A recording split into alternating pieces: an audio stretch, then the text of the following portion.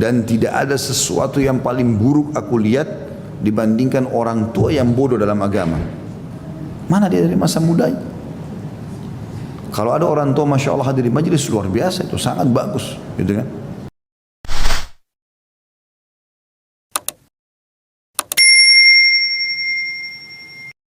Jadi teman-teman, belajar agama dari muda. Jangan sudah tua baru mau belajar. Tentu tidak sama sekali mengucapkan kalimat ini untuk tidak menghormati atau menghina orang tua kita, bukan. Tapi teman-teman, kalau kita masih muda belajar berbeda keadaannya.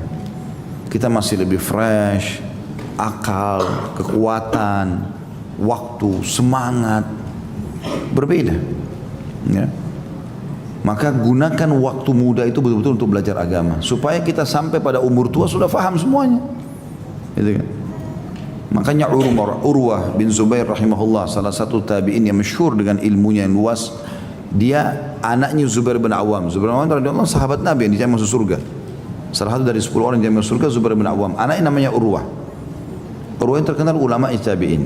Beliau mengatakan, dan tidak ada sesuatu yang paling buruk aku lihat dibandingkan orang tua yang bodoh dalam agama. Mana dia dari masa mudanya? Kalau ada orang tua Masya Allah hadir di majelis luar biasa, itu sangat bagus, gitu kan? Tapi ada orang sudah sampai tua pun tidak belajar agama, sama sekali nggak ngerti.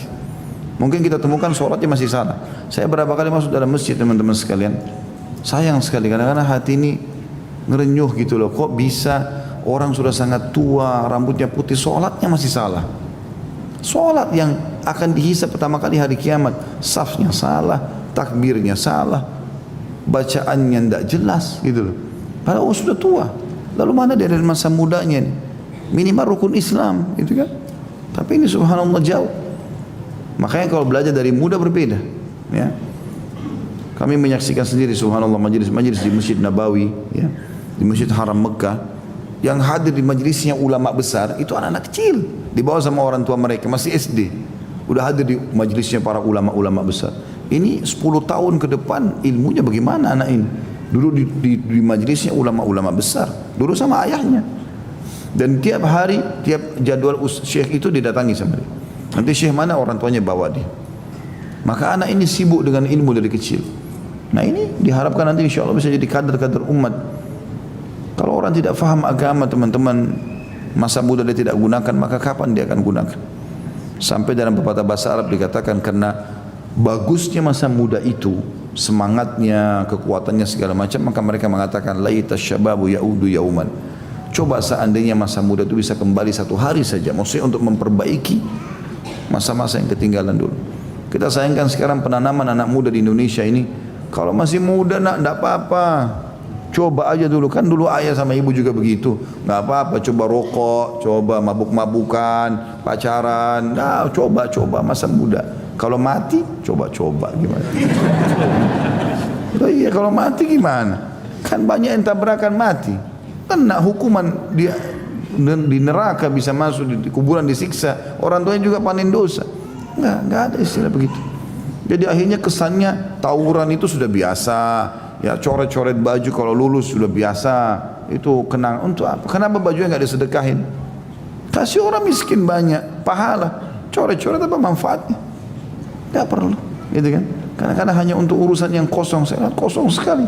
Bangga jalan di jalanan tidak pakai helm, gini macet jalan, untuk apa? Manfaatnya apa? Akhlaknya mana ini? Didikan apa yang diberikan gitu?